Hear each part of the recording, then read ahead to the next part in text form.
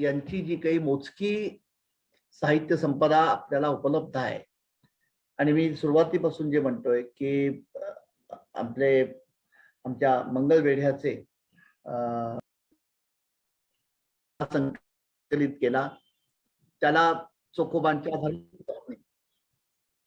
सोयराबाई, चोखोबांची बहीण निर्मळा, चोखोबांचा मेहुणा म्हणजे निर्मळांचे पतिराज बंका, आणि चोखोबा आणि सोयराबाई या दाम्पत्याचा मुलगा म्हणजे कर्ममेळा, या सगळ्यांचे अभंग एकत्रित छापून प्रकाशित केल्यामुळे आपल्याला चोखोबांच्या आणि चोखोबांच्या संपूर्ण परिवाराच्या विचार विश्वामध्ये डोकावून बघण्याची निदान एक खिडकी तरी उपलब्ध झाली. आणि या आपल्या 3ऱ्या वर्षाच्या वारकरी वारसा विशारदच्या अभ्यासक्रमामध्ये त्या खिडकीमधून जितकं डोकावता येईल तितकं डोकावण्याचा आपण प्रयत्न करतो. आणि आता जे आपलं आत्ताचं पहिले 5वं सत्र आहे, 3रं वर्ष, पहिलं ज्याला आपण 6 म्हणतो, त्याची आता सांगता आपली 31 जुलैला होतीये. आणि ऑगस्ट महिन्यामध्ये संपूर्णपणे 1 महिना विश्रांती घेऊन सप्टेंबर, ऑक्टोबर, नोव्हेंबर, डिसेंबर, जानेवारी हे पुढचे 6 महिने आपण याचं दुसरं सत्र जे आहे त्याला आपण सुरुवात करणार आहोत. त्यामुळे चोखोबांच्या संपूर्ण विचार विश्वाचा जो काही धावता परिचय, मी धावता एवढंच करता म्हणतोय की जे अभंग चोखोबारायांचे आपल्याला उपलब्ध होतात त्याच्यामध्ये अभ्यासकांच्या सोयीसाठी वर्गीकरण केलेलं आहे. त्या वर्गीकरणाची पुन्हा वैशिष्ट्य आहे, म्हणजे चोखोबांची उत्तरकालीन सगळी जी आपली संत परंपरा आहे, म्हणजे निवृत्तीनाथ ते निळोबाराय या वारकरी संप्रदायामधली जी पुढची सगळी संतांची मांदियाळी आहे, कारण चोखोबांचा काळ हा नामदेवरायांना समकालीन म्हणजे 13व 14व शतक हा चोखोबारायांचा काळ आहे. पुढचे संपूर्ण जी संत मालिका आहे त्याच्यामध्ये प्रामुख्याने भानुदास आहेत, एकनाथ महाराज आहेत, तुकोबाराय आहेत, कान्होबा आहेत, बहिणाबाई आहेत. हा संपूर्ण जो संत मेळा आहे, या संत मेळ्याची जी काही साहित्य विश्व आपल्याला त्याच्याशी तुलना करता चोखोबारायांचं आणि चोखोबारायांच्या परिवाराचं विचार विश्व हे कसं दिसतं हा खरा आणखी सखोल अभ्यासाचा विषय आहे. आणि प्रांतही आहे तेवढी वेळ तेवढा आपल्याकडे या कोविडच्या संपूर्ण मर्यादांमध्ये वेळेची उपलब्धता आपल्यापाशी नव्हती. पण प्रामुख्याने 3 सूत्र आपण ह्या आतापर्यंत जो काही चोखोबांच्या विचार संपदेचा आपण आतापर्यंत जे काही कवर्ड्स बघितले त्याच्यामध्ये आपण 3 सूत्र एक कायम ठेवण्याचा प्रयत्न केला होता. आणि तो असा की नामदेवरायांचे समकालीन चोखोबाराय असल्यामुळे नामदेवराय आणि ज्ञानदेव यांचं घनिष्ठ साहचर्य त्या संपूर्ण कालखंडामध्ये नांदल्यामुळे ज्ञानदेवांच्या माध्यमातून जो अद्वयाचा विचारव्यूह इथे निर्माण झाला त्याचे पडसाद किंवा त्याचे काही धागे आपल्याला चोखोबांच्या अभंगामध्ये आढळतात. हा एक आपल्या अभ्यासाचा किंवा जिज्ञासेचा एक प्रांत होता. दुसरा प्रांत जो होता तो दुसरा प्रांत असा होता की या वारकरी विश्वाचं जे आराध्य दैवत आहे पंढरपूरचा श्री विठ्ठल, या श्री विठ्ठलाकडे बघण्याची चोखोबांची दृष्टी कशी आहे. कारण विशेषतः चोखोबा आणि चोखोबांचा परिवार ज्या सामाजिक स्तराचे घटक आहेत आणि तत्कालीन चातुर्वर्ण्य प्रधान समाज व्यवस्थेमध्ये ज्या प्रकारची श्रेणीबद्ध समाज रचना ही विद्यमान होती त्या पार्श्वभूमीवरती विठ्ठलासारख्या एका अर्थाने नामदेवरायांनी जसं वर्णन 24 वेगळा सहस्त्र आगळा असं केलेलं आहे, ते विठ्ठल तत्व नेमकं कसं आहे आणि चोखोबांना ते कसं आकळलेलं आहे याचे आपण कवरचे बघितले. हा आपला दुसरा अभ्यासाचा किंवा चिकित्सेचा किंवा जिज्ञासेचा हा एक पर्याय होता असं आपण म्हणूया. आणि तिसरी भूमिका जी होती आपण ठेवण्याचा प्रयत्न केला होता ती अशी की त्याचा संबंध पुन्हा चोखोबारायांच्या वास्तव जीवनाशी जिथे येऊन भिडतो की तत्कालीन संपूर्ण उतरंड प्रधान व्यवस्थेमध्ये ती अत्यंत कठोर अशी धर्मव्यवस्थेची आणि धर्मव्यवस्थेचं जिला अधिष्ठान लाभलेलं आहे अशा सामाजिक रचनेची संपूर्ण उतरंड ज्या काळामध्ये बळकट होती, चिवट होती, त्या काळामध्ये जिथे भेदभाव प्रवणता हा लोकव्यवहाराचा एक प्रतिष्ठित परिपाठ होता असं आपण म्हणूया. बाट, विटाळ यासारख्या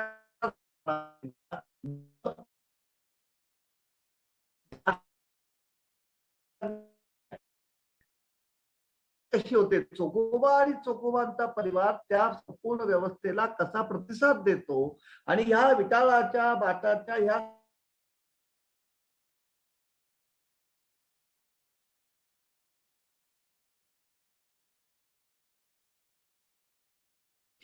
आणि आता आपण या दोन अन्य घटकांचा या आजच्या आपल्या शेवटच्या प्रतिसाद हा चोखोबा आणि सोयराबाईंच्या प्रतिसादापेक्षा गुणात्मकरित्या अत्यंत भिन्न आहे.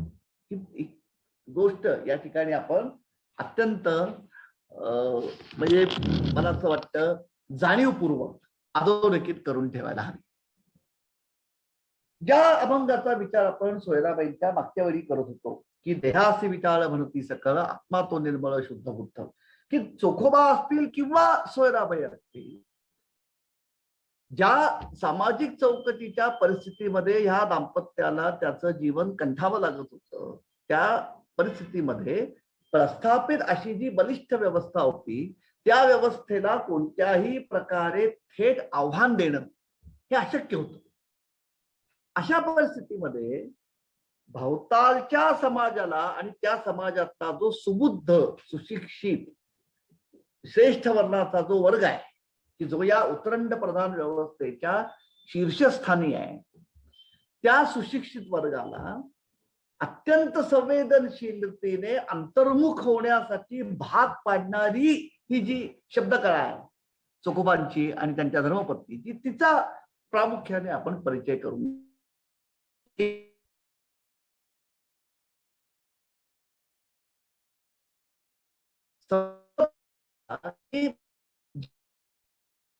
मध्ये आपण आहोत की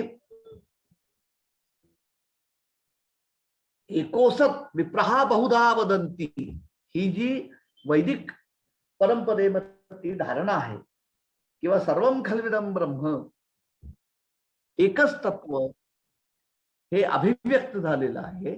बाह्य आकार कसाही दिसला तरी अंतरात्मा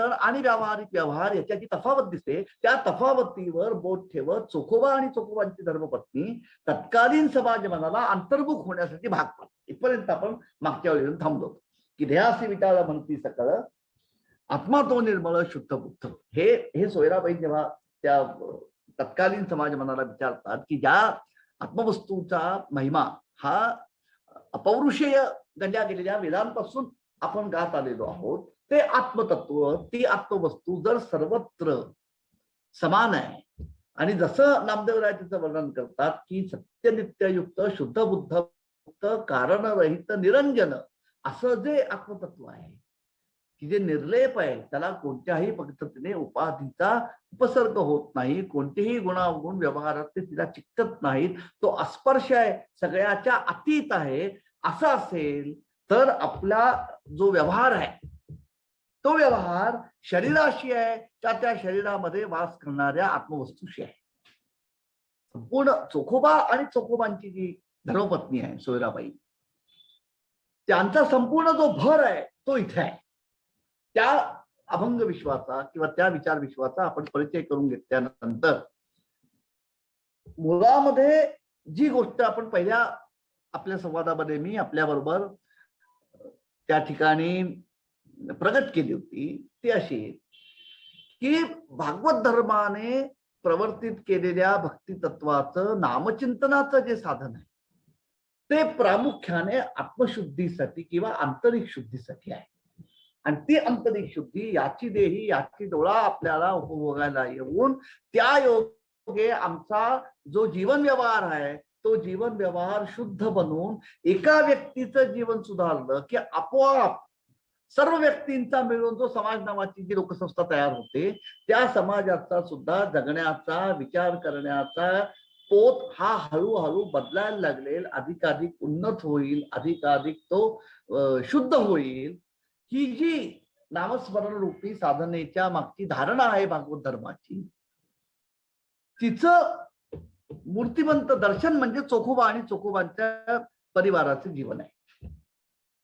की ह्या संदर्भात जी कथा नाथांच्या गाथेमध्ये नाथाने एका मोठ्या अभंगामध्ये ती जी कथा चोखोबांच्या संदर्भामध्ये जी लिहिलेली आहे किंवा कथन केलेली आहे तिचा आध्यात्मिक जो काही गाभा आहे त्याच्यापेक्षा सुद्धा त्याचं जे व्यावहारिक किंवा सामाजिक तत्कालीन सामाजिक परिस्थितीमधलं जे उपयोजन आहे ते मला जास्ती महत्वाचं वाटतं, ज्याचा संबंध भागवत धर्माने प्रवर्तित केलेल्या नामचिंतनात्मक भक्तीशी थेटपणे जुळलेला आहे.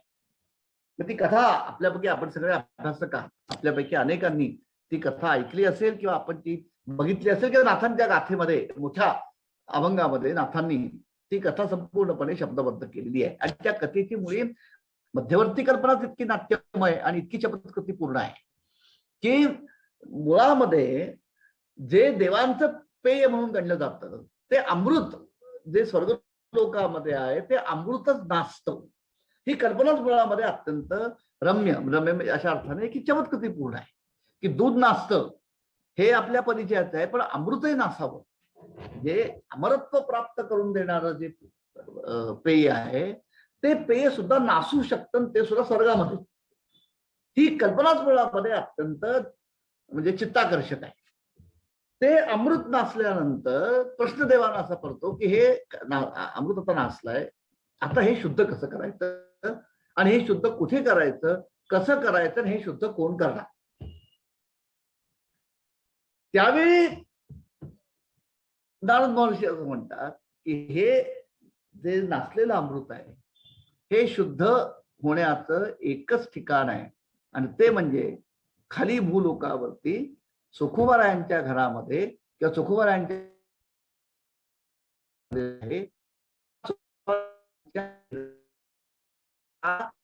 अमृत भरलेला हा जो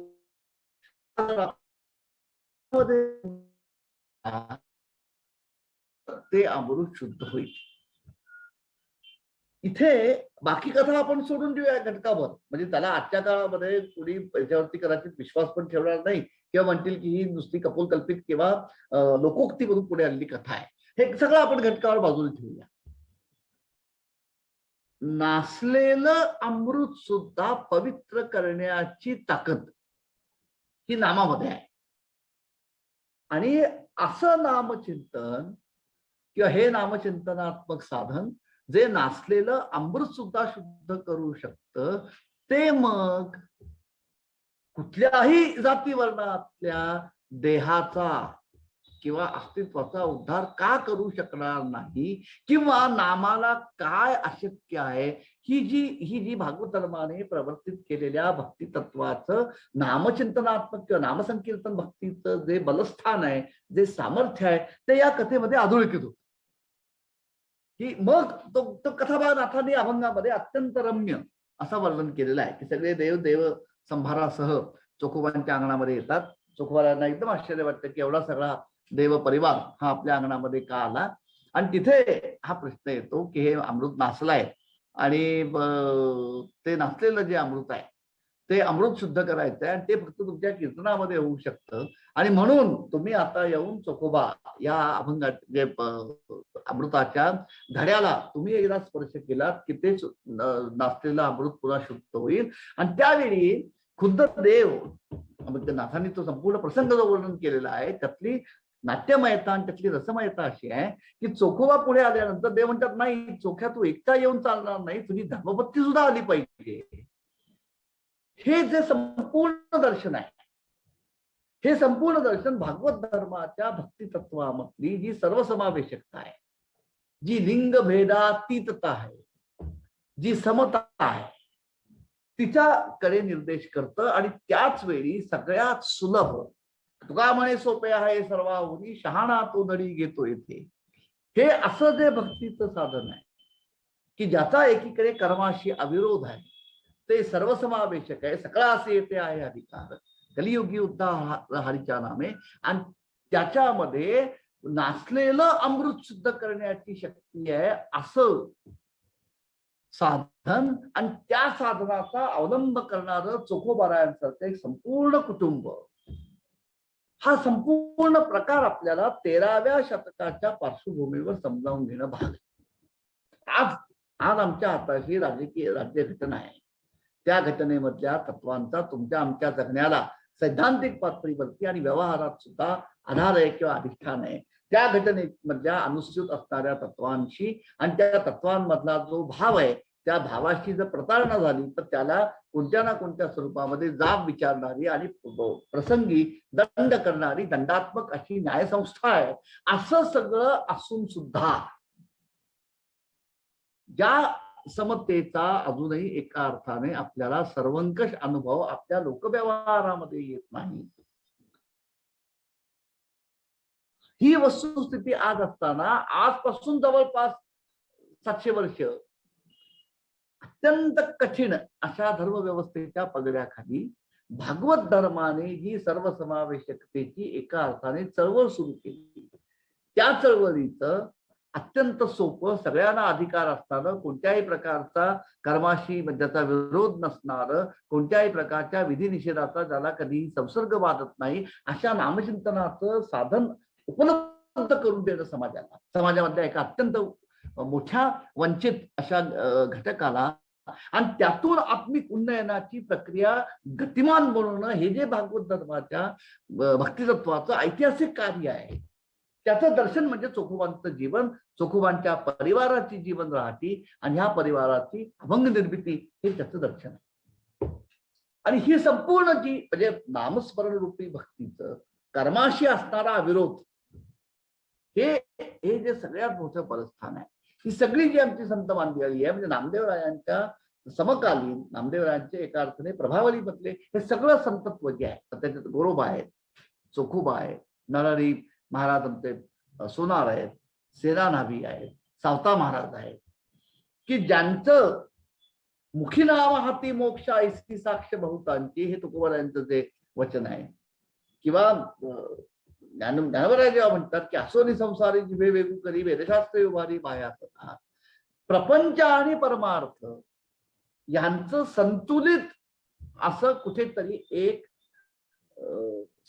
मिलन व्यावहारिक व्यक्ती पातळीवरती व्यक्ती जीवनामध्ये घडून यावं, ही जी भागवत धर्माने प्रवर्तित केलेल्या भक्ती तत्वाची खासियत आहे, त्याचं दर्शन म्हणजे चोखोबांचं जीवन आहे, की त्याचे काही कवरसे हे त्यांच्या अभंगाच्या माध्यमातून आपण बघितलेले आहे. चोखोबांचा जो मुलगा आहे, मी थोडा आपण उड्या मारतोय, कारण सोयराबाईंचा जो अभंग आहे की ज्याच्यामध्ये चोखोबांसारखीच सोयराबाईंची वाणी ही तत्कालीन समाजमनाला पूर्णपणे अंतर्मुख बनवणारी अशी आहे. हा संपूर्ण जो या दाम्पत्याचा स्वर आहे, हा कुठेतरी समाज मनाला विचार करण्यास प्रवृत्त करणारा, समाज मन विवेकशील बनावं यासाठी सतत त्याला आवाहन करणारा असा स्वर आहे. आज ज्याला आपण बंड किंवा चळवळ म्हणतो, ती या स्वरामध्ये कुठेही उमटत नाही. या संपूर्ण अनुषंगाने चोखोबांच्या जीवनाचा जो धांडोळा आपल्याला घेता येतो त्यांच्या अभंगांच्या माध्यमातून, त्यातनं डोळ्यापुढे उभं राहणारं चोखोबांचं व्यक्तिमत्व जे आहे, ते चोखोबांचं व्यक्तिमत्व हे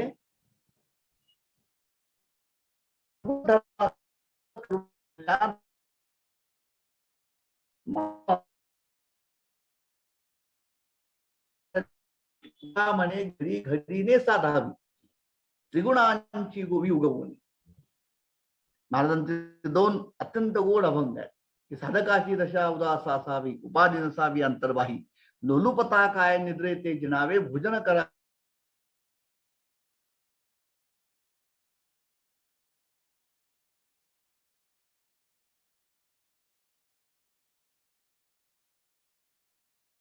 तोची ज्ञानाला हे गुरुकृपा, हा एक अभंग.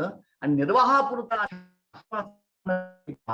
कोठेही चित्तासी नसावे वंदन, हृदयी नारायण साठ बाबा, नये फार बैसोनामधी, सावधान बुद्धी इंद्रिय दमी, तुका म्हणे घडी घडीने साधावी त्रिगुणांची गोवी उगवणी.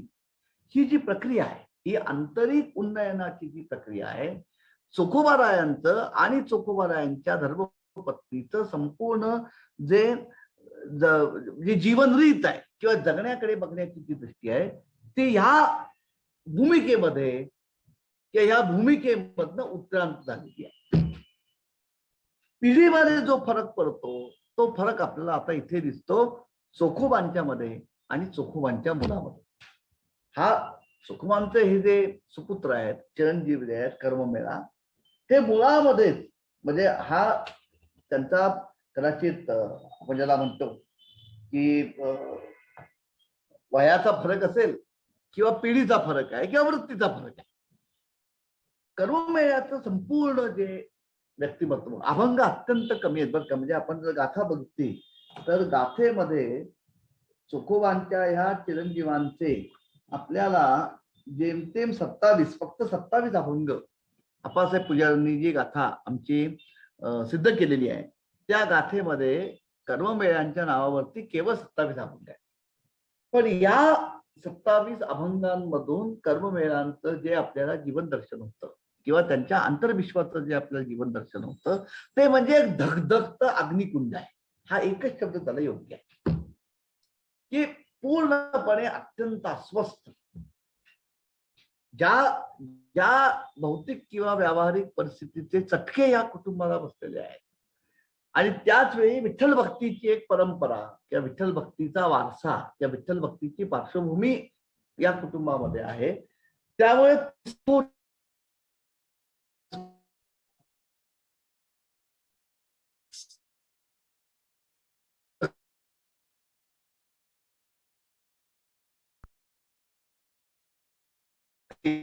बघणार आहोत की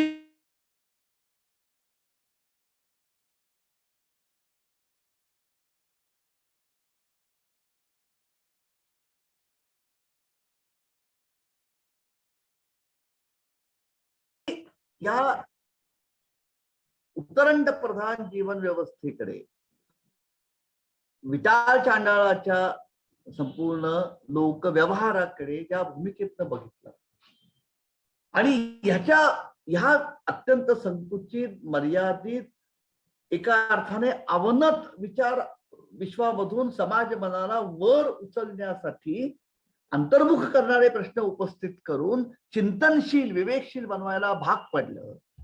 याचा बहुतेक परिणाम होत नाही हे लक्षात आल्याने कर्ममेळा जे आहे ते कर्ममेळा मात्र मग ह्या संपूर्ण व्यवस्थेला अत्यंत ठणठणीत आवाजात, ठणठणीत ठोस शैलीमध्ये, आक्रमक पवित्र्यामध्ये प्रश्न विचार. आणि इथे आता गंमत, इथे संपूर्ण भक्तिशास्त्र जे आहे त्या भक्तिशास्त्रामध्ये विशेषतः आमची जी संपूर्ण वारकरी परंपरा आहे या वारकरी परंपरेमध्ये विविध संतांच्या अभंगांच्या मध्ये आपल्याला प्रेम कलह भगवंताशी मांडलेला दिसतो. हे आपण जर अलीकडच्या संपूर्ण ज्या गाथा आहेत त्या गाथांचं जर आपण अंतरंग बघितलं तर अभंगाच्या प्रतिपाद्य विषयानुसार अभंगांचं वर्गीकरण केलेलं आपल्याला होतं. त्याच्यामध्ये देवाशी प्रेम कलह किंवा प्रेम कलह पर अभंग असा एक आपल्याला अभंगांचा वर्ग दिसतो की जिथे थेट भांडण.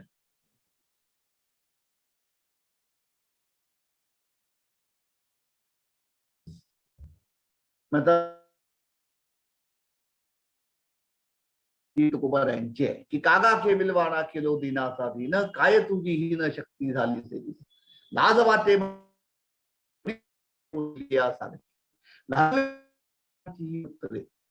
कळव येते खरे दुजे एकावरून.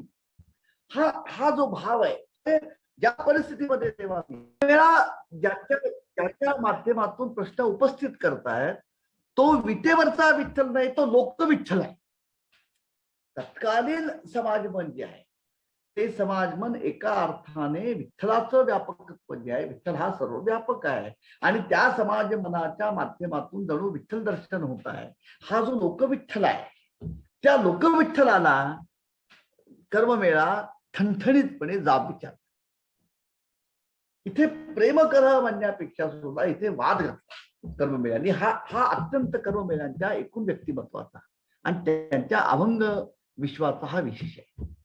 आणि ती भाषा जी आहे ती भाषा अत्यंत रोखठोक, अत्यंत थेट आणि आजचा शब्द वापरला तर हल्ला करणारी.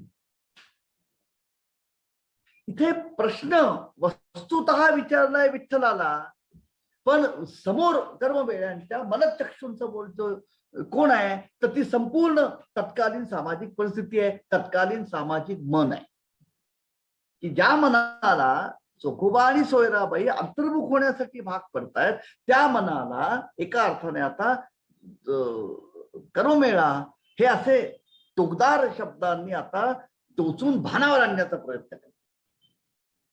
कर्ममेळ्याचा अभंग असा आहे की अमुची केली ही न याती, तुझं का न कळे श्रीपती, जन्म गेला उष्टे खाता लाज न ये तुमचे चित्ता, आमचे घरी खाऊन दही कैसा मनसी नाही, म्हणे कर्म चोखी असा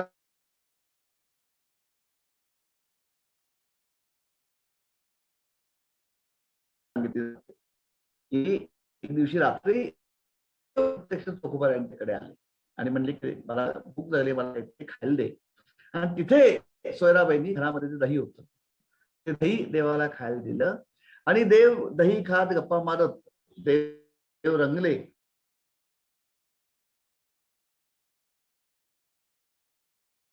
आणि ते जात असताना दही सांडलं आणि ते दही सांडून पितांबरावरती पडलं, दह्याचे डाग पडले. मग लोकांना पत्ता लागला, म्हणजे वरकर जगाला पत्ता लागला की अरे देव जाऊन चोख्याकडे चोखोबांकडे दही खाऊन आलेले आहे. आता इथे कर्ममेळ्यात म्हणजे मला या संपूर्ण कर्ममेळ्यांचं जे विचार विश्व आहे त्या विचार विश्वाचं वैशिष्ट्य हे आहे की इथे तुमच्या माझ्यासारख्या व्यक्तीला पडणारे प्रश्न हे कर्ममेळ्याच्या अभंगामधनं आपल्या समोर येतात. की एकीकडे आम्ही जर असं म्हटलं की विठ्ठल विस्तारला जनी सप्तही पाताळे भरुनी, विठ्ठल व्यापक त्रिभुवनी, विठ्ठल मुनी मानसी, किंवा अनंत रूपे अनंत वेशे देखील आम्यात्यासी, बाप रखुमा देवी गुरु कोण बाणली कैसी, किंवा 1 2 3 4 5 6 इतुके विचारुनी मग परमानंदी राहा, आनंदुरे आजी आनंदुरे सबाई अभ्यंतरी अवघा परमानंदुरे, 1 2 3 4 5 6 इतुके विचारुनी मग परमानंदी राहा. किंवा मुक्ताबाईंचं आमचं जे वचन आहे की एकापासून अनेक झाले त्यासी पाहिजे सांभाळली, की एकाच तत्वाचं आविष्करण म्हणजे जर हे विश्वास असेल तर सैद्धांतिक पातळीवरती समर्थ आहे, पण व्यवहार मात्र विषमतेने भरलेला आहे. ही जी तफावत आहे, म्हणजे एकाच वेळी तुमच्या माझ्यासारखा माणूस ज्या वेळी आपण आपलं सगळं जीवन हे सतत 2 पातळ्यांवरती चाललेलं जीवन आहे. आपण सैद्धांतिक पातळीवरती वैचारिक पातळीवरती एका विश्वामध्ये असतो आणि आपण लोकव्यवहारामध्ये आलो, आपण व्यावहारिक जीवनामध्ये आलो की ती पातळी पूर्णपणे वेगळी आहे. विचाराच्या पातळीवरती समता आहे, तत्वज्ञानाच्या पातळीवरती समता आहे, पण व्यवहारामध्ये मात्र संपूर्ण विषम व्यवहार पदोपदी ठासून भरलेला आहे. ही जी कसरत आहे, ही जी कसोटी आहे, त्या कसोटीमधनं निर्माण झालेली उद्गारित कर्ममेळा की पांडुरंगा, अरे आमच्या घरी येऊन तू दही खातो, इतका माझ्या वडिलांचा तुझा स्नेह आहे, माझ्या वडिलांचं प्रेम, त्यांचं नामचिंतन ह्याच्यावरती तू इतका आहे. आणि कथा सुद्धा अशी सांगितली जाते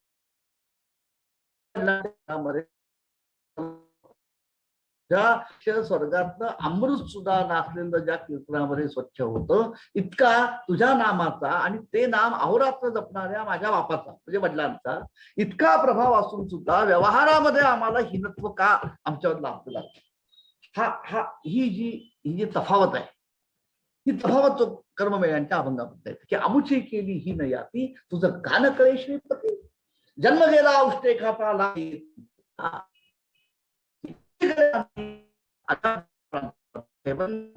चक्रवर्ती आहो, नामाचा अनुभव आमच्या पाशी आहे आणि व्यवहारामध्ये मात्र आमची जी गणना आहे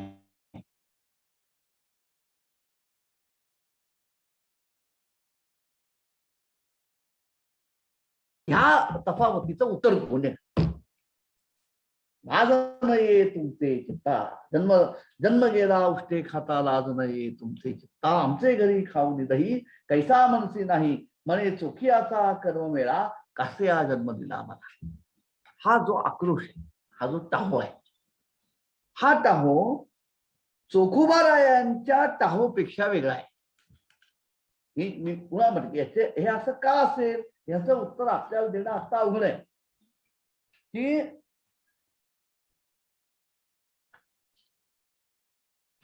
हा पिढीचा फरक म्हणायचा, हा आजच्या भाषेमध्ये गुणसूत्रामधला फरक म्हणायचा का परिस्थितीजन्य जी बंधनं तुम्हाला आम्हाला सांभाळावी लागतात त्याचा परिणाम म्हणायचा का हा निखळ वृत्तीचा परिणाम की शक्यतो समन्वयाने समाज मनाच्या विचारशक्तीला आवाहन करत त्याला अंतर्मुख बनवून त्यातून परिवर्तनाची प्रक्रिया ही गतिमान बनवायची हा एक पर्याय आहे.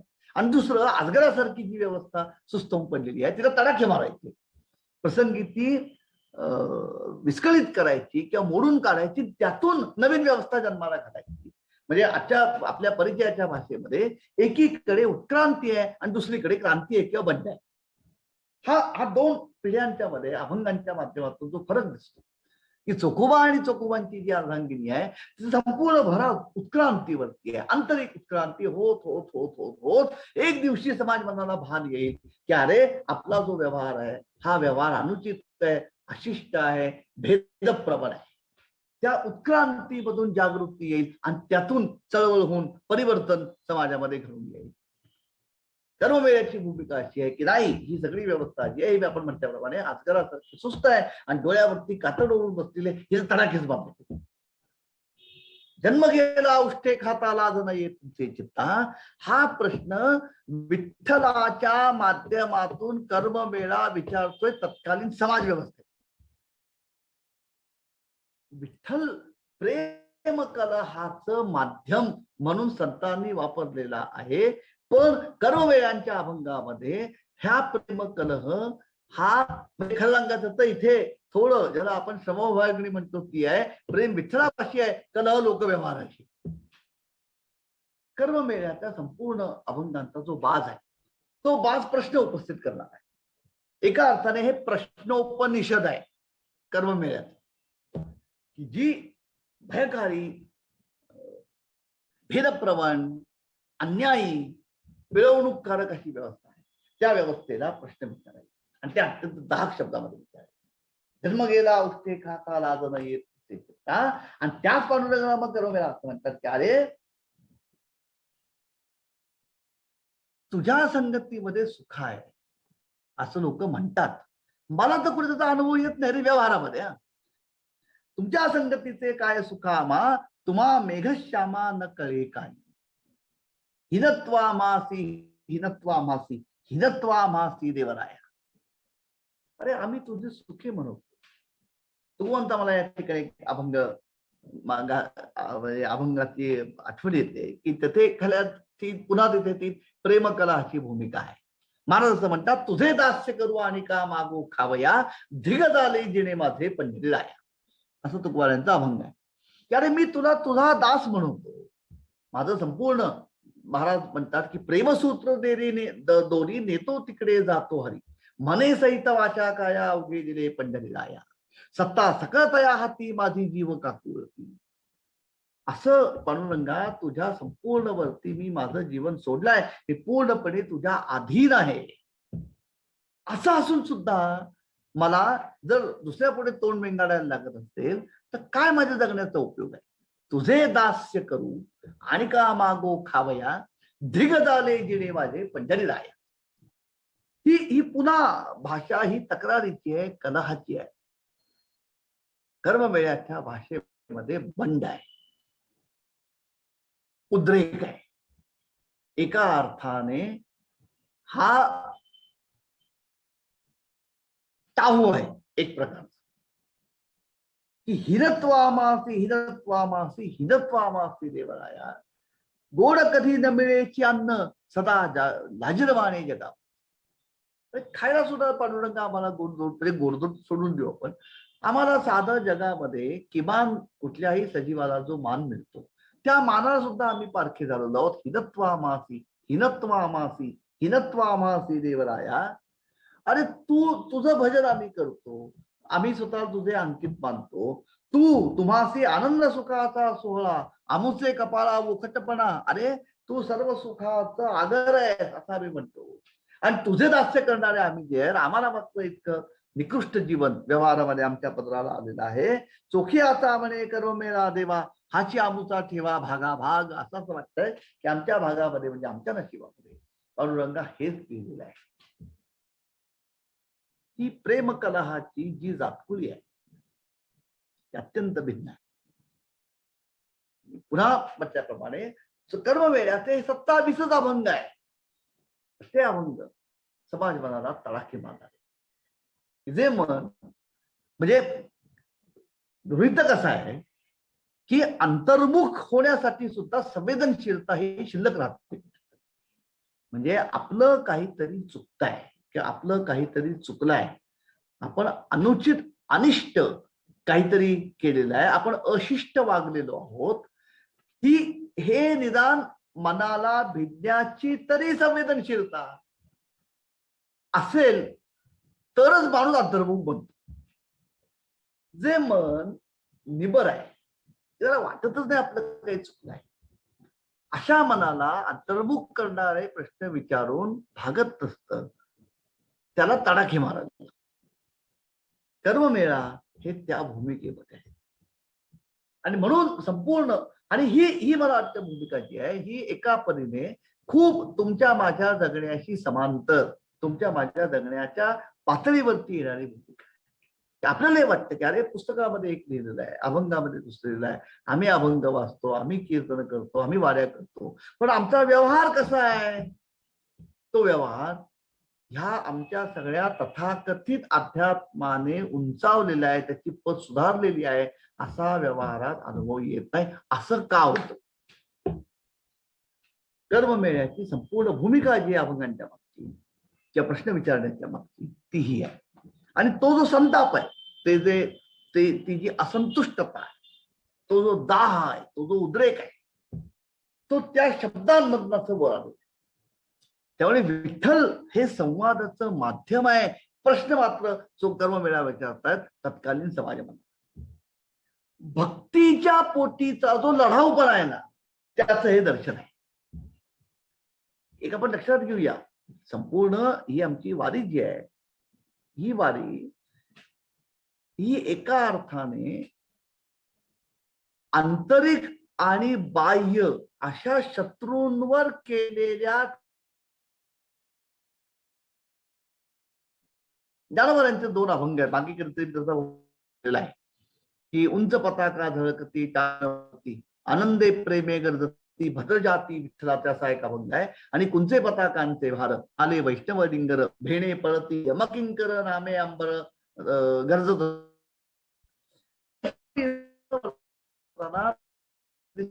वापरलेले आहे.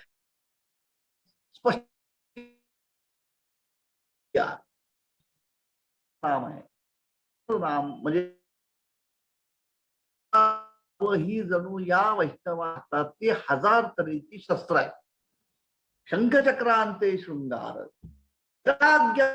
थोर किंवा मार षडवर्ग, क्रोध लोभ मोह मद आणि मत्सर हे जे षडरिपू आहेत, आणि त्या षडरिपूंच्या जी पिलावळ आहे जी तत्न पुढे निर्माण होते, त्या पिलावळीचा नायनाट करण्यासाठी अंगामध्ये वैराग्याचं कवच घालून सहस्रनामाचे 1000 हत्यार हातामध्ये घेऊन शंख आणि चक्रांचे मुद्रा अंगावरती धारण करून विठ्ठल नामाने चा जयघोष करत असं म्हणतो दुमदुमत ताकद ही वैष्णव वीरांची जी फौज निघालेली आहे, तिचं नाव दिंडी आहे. हा जो लढाऊपणा आहे, हा लढाऊपणा हे वारकरी म्हणजे वारशामधली जी भक्ती आहे त्या भक्तीचं वैशिष्ट्य आहे. कर्ममेळ्याच्या संपूर्ण अभंग शैली संपदा जी आहे 27 अभंग आहे. त्यामध्ये भागवत धर्मामधल्या म्हणजे त्याच्यात फरक आपल्याला असा दिसतो की भागवत धर्मातल्या भक्तीमधला जो जिव्हाळा आहे, जो सर्वसमावेशकता आहे, जो शरण्य भाव आहे, जी मृदुता आहे, ती आपल्याला चोखोबांच्या ठिकाणी दिसते. आणि त्याच भक्तीचं जे लढाऊ अंग आहे ते आपल्या कर्ममेळ्याच्या वाणीमध्ये आणि करणीमध्ये की इथे हे युद्धच आहे. त्या युद्धासाठी बळ कोण देत आहे, तर बळ ही आमची भक्ती. भागवत धर्माच्या भक्ती तत्वाचे हे जे 3 विषय आहेत, एक नामचिंतनावरती असणारा भर, 2 त्यातनं अपेक्षित असणारी आंतरिक उत्क्रांती, आणि 3 त्या भक्तीला असणारं लढाऊपणाचं अंग. याचा समन्वय म्हणजे या तिघांच्या अभंग आहेत. म्हणजे चोखोबा, सोयराबाई आणि कर्ममेळा हे तिघ जर आपण एकत्र केले तर भागवत धर्माच्या भक्ती तत्वाचं सम्यक दर्शन तिथे आहे. तिथे जिव्हाळा आहे, समता आहे, सर्वसमावेशकता आहे, दया आहे, क्षमा आहे, पण त्याच वेळी ही भक्ती नेभळट नाही किंवा नेभळट बनवणारी पण नाही. ती प्रसंगी आव्हान देणारी आहे, लढा उभारणारी आहे. ती लढाऊ भक्ती आहे. त्या भक्तीचं हे जे लढाऊ अंग आहे, ते लढाऊ अंग म्हणजे कर्ममेळ्याचं संपूर्ण जीवन आणि कर्ममेळ्याची अभंगसृष्टी, आणि त्या अभंगसृष्टीमधनं प्रगट होणारी त्यांची जी काही विचारशैली आहे त्याच्यामध्ये हे दर्शन घडतं. हे सगळं पुस्तकात ठीक आहे. व्यवहारामध्ये परमार्थाचा अर्थ काय नेमका, हे तत्व सगळी बोलायला गोड आहेत, त्याच्याबद्दल वाद नाही की भक्तीमध्ये परमार्थामध्ये प्रेम पाहिजे, समता पाहिजे, दया पाहिजे, करुणा पाहिजे, परोपकार पाहिजे, बंधुता पाहिजे, क्षमा पाहिजे. हे सगळं बोलायला सोपं आहे. व्यवहारामध्ये माझ्या हातून परमार्थ घडला किंवा मी पारमार्थिक आहे किंवा मी परमार्थाच्या पथावरती वाटचाल करतोय, याच्या माझ्या हाताशी काहीतरी मला की ज्या आपल्याला पण दिसल्या पाहिजेत आणि समाजाला पण दिसल्या पाहिजेत, त्या खुणा प्रगट करणं हे निर्मळेच्या अभंगांचं वैशिष्ट्य. मी आपल्याकडे आता अगदी थोडाच वेळ आहे, मी एकच अभंग या ठिकाणी, ही चोखोबारायांची धाकटी बहीण आहे निर्मळा, त्यांचंही अभंग मी म्हटल्याप्रमाणे सगळ्यांचे अभंग अत्यंत कमी आहेत. निर्मळेचे तर 24च अभंग आहे. पण या अभंगामधला ज्याला आम्ही परमार्थाचं अप्लाइड अंग म्हणतो, उपयोजित अंग म्हणतो, काय झालंय, आपण सुद्धा आता अलीकडच्या काळामध्ये म्हणजे थोडं बोलणं अवघड आहे, पण सांप्रदायिकांचा परमार्थ सुद्धा दिवसेंदिवस कर्मकांड प्रवण आणि कर्मठ होत चाललेला आहे. व्यवहारामध्ये परमार्थाचं उपयोजन कसं हवं आणि ते उपयोजन कसं होतं आणि उपयोजन होत असल्याच्या खुणा काय, हा जो सगळ्यात कळीचा प्रश्न आहे. मी पुन्हा फक्त ज्ञानदेवांचं उदाहरण देतो आणि पुढे जातो. ज्ञानदेवांनी ही जी बघायची आपण म्हटलं की ही जी लढाऊ वृत्ती आहे, त्या लढाऊ वृत्तीचं सांघिक प्रतीक म्हणजे वारी आहे किंवा वारी आमची दिंडी आहे. हे जे वैष्णव आहेत, या वैष्णवांची बाह्य लक्षणं ज्ञानदेवाने सांगितलेली आहेत की तुळसी माळा शोभती कंठी, गोपीचंदनाच्या उठी, सहस्त्र विघ्ने लक्ष कोटी, 12 वाटा पळतात. या वैष्णव वीरांच्या गळ्यामध्ये तुळशी माळ आहे.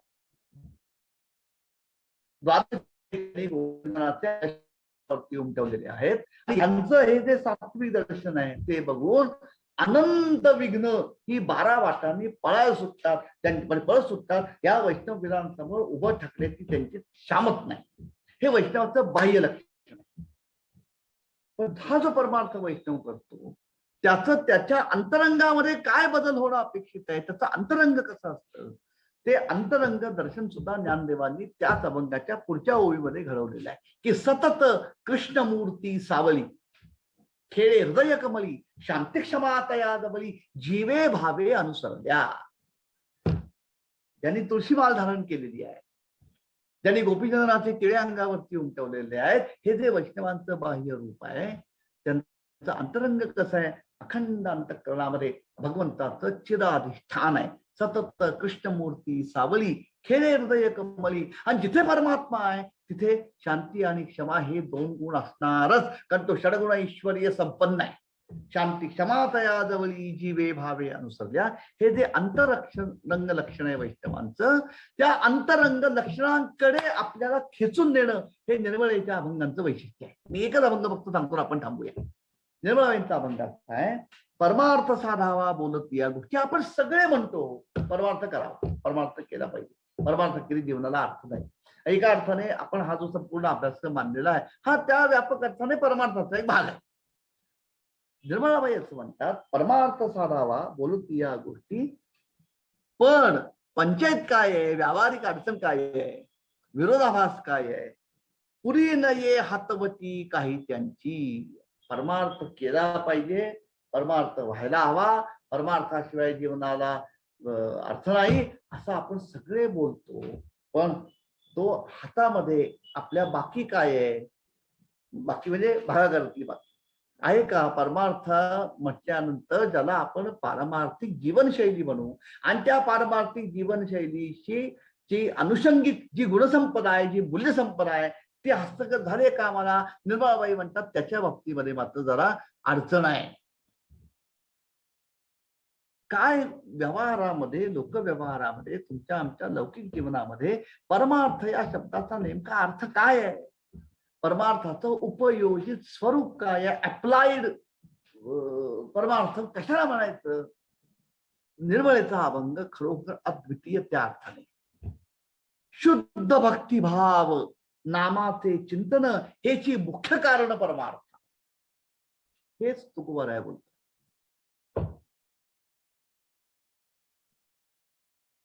महाराज म्हणतात, जरी तुझा भावा आहे देव, तरी हा सुलभ उपाव.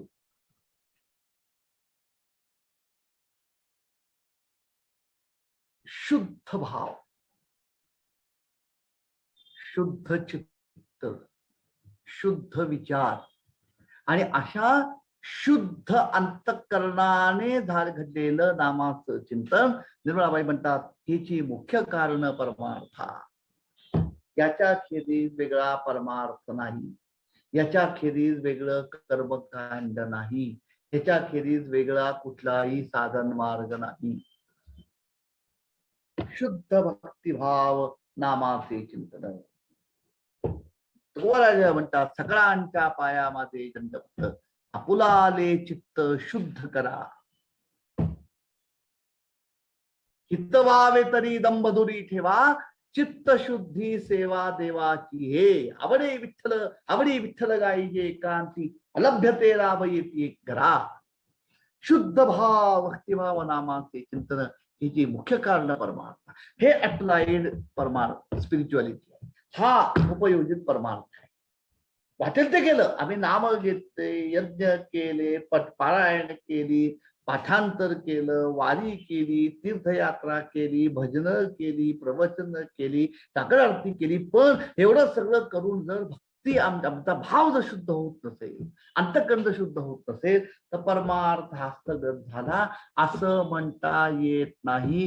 हे मी म्हणत नाहीये, हे निर्मळाबाई म्हणतात. शुद्ध भक्तिभाव नामाचे कारण, याची मुख्य कारण नामाचे चिंतन, हिची मुख्य कारण परमार्था. असा जो पारमार्थिक आहे तो व्यवहारात जगतो कसा. निर्मळाबाई म्हणतात, निंदा दोष स्तुती मान अपमान अमना समान देखाती. आपली कोणी केलेली निंदा किंवा आपण दुसऱ्याची केलेली निंदा, आपली कोणी केलेली स्तुती किंवा दुसऱ्याची आपण जी करतो ती स्तुती, मान अपमान आपला झालेला किंवा आपण लोकांचा केलेला, या सगळ्या गोष्टी वमना समान लेखा आधी. आपण अगदी म्हणजे थोडी किरसवाणी आपल्याला ही उपमा वाटेल, आपली क्षमा मागून फक्त मी ती उपमा देतोय, की अगदी पंचपक्वान्नाचं जेवण सुद्धा करून, अकंठ भोजन करून, समजा शेवटच्या घासाला जिलबी बरोबर पोटामध्ये माशी गेल्यामुळे भरभरून आपल्याला उलटी झाली आणि ते सगळं अन्न जेवलेलं बाहेर पडलं, तरी सुद्धा ते आपणच खाल्लेलं त्याच पक्वान्नांचं, परंतु आता उलटून पडलेलं अन्न आपण कधीतरी पुन्हा हात तरी त्याला लावू का? ते जितकं त्याज्य आहे तितकं निर्मळा म्हणते निंदा दोष स्तुती मान अपमान ह्या गोष्टी वमना इतक्या म्हणजे ओकाळी इतक्या ज्याला त्याज्य आहेत तोची परमार्थ, हाची मुख्य परमार्थ, हेची मुख्य कारण परमार्थ, ही रोकडी कसोटी आहे. परद्रव्य परान्न, पर नारीचा विटाळ, मानावा आढळ परमार्थी. दुसऱ्याचा पैसा, दुसऱ्याचं अन्न, दुसऱ्याची वस्तू, दुसऱ्याची स्त्री, विटाळ मानावा आढळ परमार्थी. निर्मळा म्हणे हाची परमार्थ, संतांचा सांगात दिननिश. हा संपूर्ण अभंग निर्मळा माऊलींचा म्हणजे नीतियुक्त भक्तीचा वस्तुपाठ.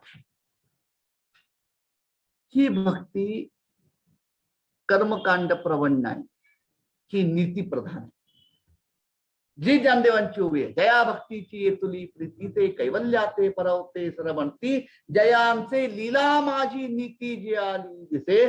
ज्याचं जीवन परमार्थाने नीतिवान बनलं तोची मुख्य बनावा परमार्थी. निर्मळाबाईंचे अभंग आहेत केवळ 24, पण स्वतःला आपण जेव्हा आपण परमार्थी बनवून घेतो, मी आता परमार्थ करतोय असं आपण जेव्हा स्वतःला बनवून घेतो, तेव्हा एका अर्थाने आपल्या पुढे आरसा निर्मळाबाईंनी, निर्मळा माऊलींनी या अभंगाच्या माध्यमातून दिलेला आहे.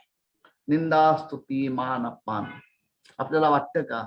त्याज्य, परद्रव्य, परान्न, परनारी यांचा खरोखर मनापासून वाटतो का विटाळा? मला शुद्ध चित्त अंतःकरण झालाय का आमचं? हे जर झालं असेल तर परमार्थ साधावा बोलती या गोष्टी. तर आपली बोलणी, आपली कथनी आणि करणी याच्यामध्ये फरक नाही असं निश्चित समजावं.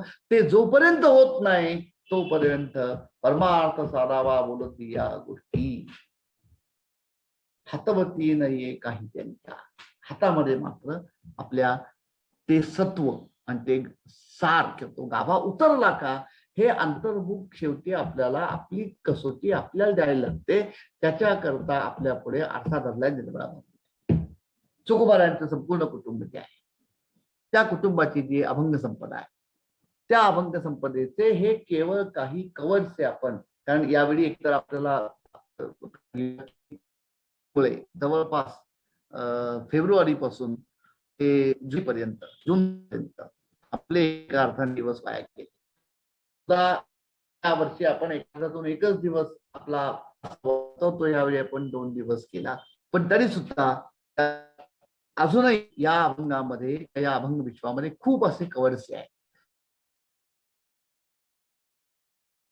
जाणून घेणं आपल्या हिताचं आहे आणि म्हणून ही आपण या ठिकाणी मर्यादित प्रयत्न करून बघितला की चोखोबाराय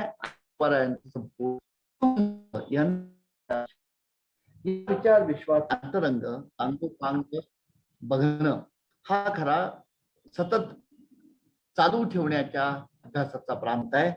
तसा अभ्यास आपल्याकडनं होत राहावा ही प्रार्थना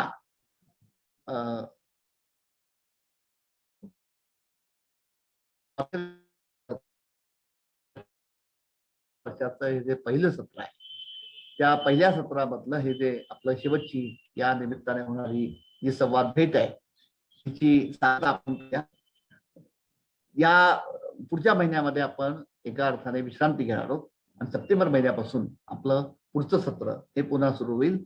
सप्टेंबर महिन्यामध्ये वारकरी वारसा विशारद या आपल्या अभ्यासक्रमाचे आपण नेमके कोणते कवर्सचे बघणार आहोत त्याचा संपूर्ण जो काही तपशील आहे तो आपल्याला योग्य वेळी कळवला जाईल. तिथपर्यंत आपण एका अर्थाने अदृश्यपणे संवादामध्ये राहू आणि सप्टेंबर महिन्यामध्ये आपलं नवीन सत्र जेव्हा सुरू होईल तेव्हा आपण पुनश्च भेटू. धन्यवाद.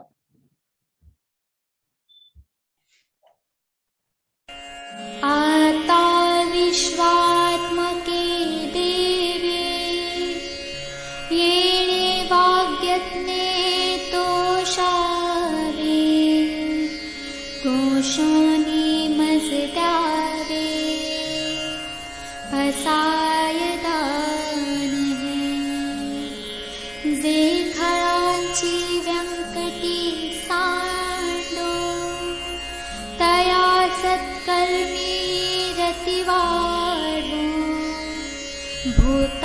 परस्परे पडो मैत्र जीवाचे दुरितांचे तिमिर जाओ विश्वसधर्म सूर्य पाहू जो जे वांछिल तो ते लाहू प्राणी जात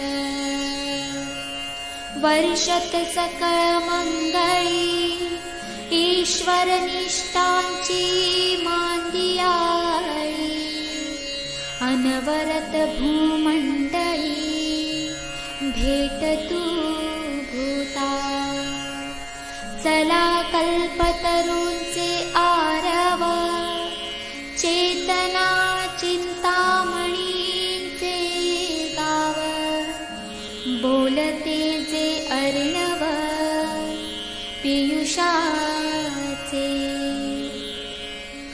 चंद्रमेचे अलांछन मार्तंडचे तापहीन ते सर्वांही सदा सज्जन सोयरे होतु किंबहुना सर्व सुखी पूर्ण होऊनी तिन्ही लोकी भजी जो आदि पुरुखी अखंडित आणि ग्रंथोपजीवी विशेषी लोकी दृष्टा दृष्ट विजये होवावे येथ म्हणे श्री विश्वेश्वराव हा होईल दान पसावो येणेवरे ज्ञानदेवो सुखिया जाना सुखिया